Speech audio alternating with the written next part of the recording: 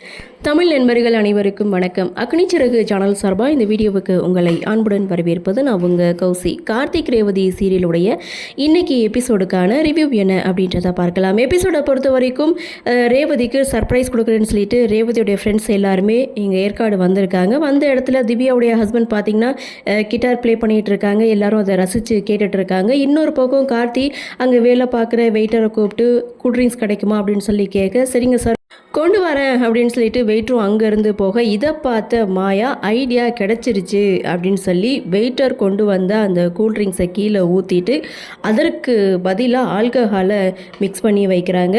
So இதை கொண்டு போய் கார்த்திக்கிட்ட கொடுக்க, கார்த்திக் குடிக்காமல் வாங்கி பக்கத்தில் வச்சுட்டு உட்காந்துட்டு இருக்க. அதை பார்த்த ரேவதி ஜூஸ்ன்னு நினச்சி அதை மடக்குன்னு குடிக்க, ஸோ ஒரு பக்கம் ரேவதிக்கு போதை ஏறிட்டு இருக்குது. இன்னொரு பக்கம் பார்த்திங்கன்னா கிட்டார் வாசித்து முடிச்சுட்டாங்க. சூப்பராக இருக்குது அப்படின்னு சொல்லி எல்லாருமே திவ்யாவுடைய ஹஸ்பண்டை வந்து பாராட்டினாலும், ஸோ ரேவதியை நாங்கள் கிளம்புறோம் அப்படின்னு சொல்லிட்டு ரேவதியோட ஃப்ரெண்ட்ஸ் எல்லாருமே அங்கேருந்து கிளம்பிட்டாங்க. திவ்யாவும் பார்த்தீங்கன்னா ரேவதி கிட்ட, சரி நாளைக்கு காலையில் நாங்களும் இங்கேருந்து கிளம்பிடுவோம், சரி நாங்கள் ரூமுக்கு போகட்டுமா அப்படின்னு சொல்லி ரேவதி கிட்டே கேட்க, சரி கிளம்புங்க அப்படின்னு சொல்ல ரேவதி இங்கே தடுமாறுறாங்க. அதை பார்த்தா கார்த்தி என்னாச்சு அப்படின்னு சொல்லி ரேவதி கிட்டே கேட்க, நான் வந்து நடந்துடுவேன், எனக்கு துணையெல்லாம் வேணாம் அப்படின்னு சொல்லிட்டு தடுமாறி ரேவதி போக கைத்தாங்கள கார்த்தி ரூமுக்கு கூட்டிகிட்டு போகிறாங்க. செம்ம போதையில் இருக்கக்கூடிய ரேவதி வழக்கம் போல் கார்த்தியை திட்டிகிட்டு இருக்காங்க.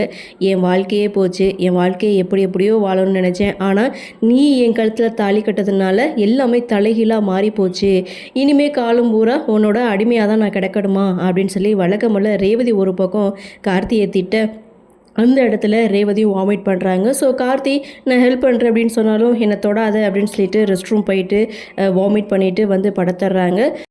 மறுநாள் காலையில் போதை தெளிஞ்சு கண் முழிச்சு ரேவதியை பார்க்குறாங்க.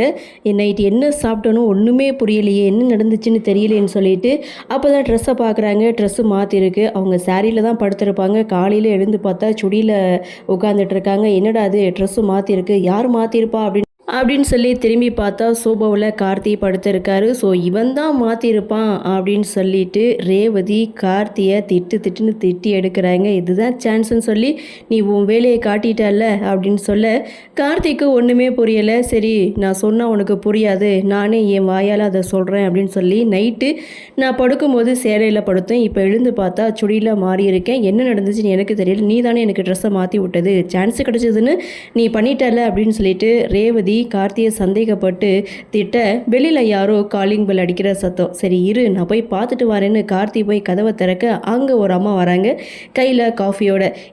எல்லாம் சரியாயிடுச்சாமா அப்படின்னு சொல்லிட்டு காஃபியை கொடுக்க, எனக்கு ஒன்றும் இல்லை அப்படின்னு ரேவதி சொல்ல, இல்லைம்மா அப்படின்னு சொல்லி ஒரு குட்டி ஃப்ளாஷ்பேக் சீனுக்கு அந்த அம்மா போகிறாங்க. ஸோ கார்த்தி அந்த அம்மாவை ரூமுக்கு கூப்பிட்டு இது மாதிரி அவங்க எதையோ சாப்பிட்டு ஒத்துக்கலை, வாமிட் பண்ணிட்டாங்க, அப்படியே படுத்துட்டாங்க, ஸோ ட்ரெஸ்ஸை மட்டும் மாற்றி விடுங்க அப்படின்னு சொல்லிட்டு அந்த அம்மாவுக்கு கொஞ்சம் பணத்தை கொடுக்குறாங்க. ஸோ அந்த குட்டி ஃப்ளாஷ்பேக் சீனை இங்கே ரேவதி கிட்ட சொன்னதும் அப்போ தான் ரேவதிக்கு உண்மை என்னென்னு புரியுது. ஸோ அந்த அம்மாவும் பார்த்திங்கன்னா அங்கேருந்து போகிறாங்க. அதுக்கப்புறம் கார்த்தி பேச ஆரம்பிக்கிறாங்க. இப்படி தான் எந்த ஒரு விஷயமா இருந்தாலும் நீ அவசரப்பட்டு முடிவெடுக்கிற, நின்று நிதானமாக யோசி அப்படின்னு சொல்லிட்டு இங்கே ரேவதிக்கு அட்வைஸ் பண்ணுறாங்க. ஸோ ரேவதியும் பார்த்திங்கன்னா தலைவலி தாங்க முடியலை, இங்கே நீ பேசின பேச்சில் எனக்கு தலைவலி ஓவர் ஆகிடுச்சு அப்படின்னு சொல்லிட்டு ரூமை விட்டு வெளியில் போகிறாங்க. அப்போவும் கார்த்தி ரேவதிக்கிட்ட எங்கே போகிறான்னு சொல்லி கேட்குறாங்க. ஆனால் ரேவதி நான் மெடிக்கல் ஷாப்புக்கு போகிறேன்னு சொல்லிட்டு அங்கேருந்து போக, ரிசப்ஷனில் போயிட்டு மெடிக்கல் ஷாப் எங்கே இருக்குன்னு சொல்லி விசாரிச்சுட்டு நேராக மெடிக்கல் ஷாப்புக்கு போயிட்டு டேப்லெட் 2 வாங்கிட்டு ரேவதி போகும்போது ரேவதியை ஃபாலோ பண்ணி மாயாவும் போகிறாங்க. ஸோ ரேவதி தனியாக போகிறத பார்த்த மாயா சம்திங் யாரோ ஒருத்தவங்களுக்கு கால் பண்ணி ரேவதி தனியாக வர்ற விஷயத்த சொல்கிறாங்க. ரேவதி கரெக்டாக ஆள் நடமாட்டம் இல்லாத இடத்துக்கு போகும்போது அங்கே 2 ரவுடி பசங்க ரேவதியை கடத்தி கொண்டு போகிறாங்க. அதை பார்த்து மாயா ஒரு பக்கம் சிரிக்க, ரேவதி கையில் வச்சுருந்த ஃபோன், பர்ஸ் எல்லாமே அந்த இடத்துல விழுந்து போகுது. ஸோ மாயாவும் சிரிச்சுட்டு நின்றுட்டு இருக்காங்க. இதோட எபிசோடையும் முடிக்கிறாங்க. அடுத்து என்ன, ரேவதியை கண்டுபிடிக்கிறது, ரேவதியை காப்பாற்றுறது அப்படின்ற மாதிரி தான் எபிசோட் நகர்வு இருக்கும். சரி என்ன நடக்குது, என்ன மாதிரியான சுவாரஸ்யத்தோடு கதைகளை நகர்வை கொண்டு வராங்க அப்படின்றத நாமளும் பொறுத்திருந்து பார்க்கலாம்.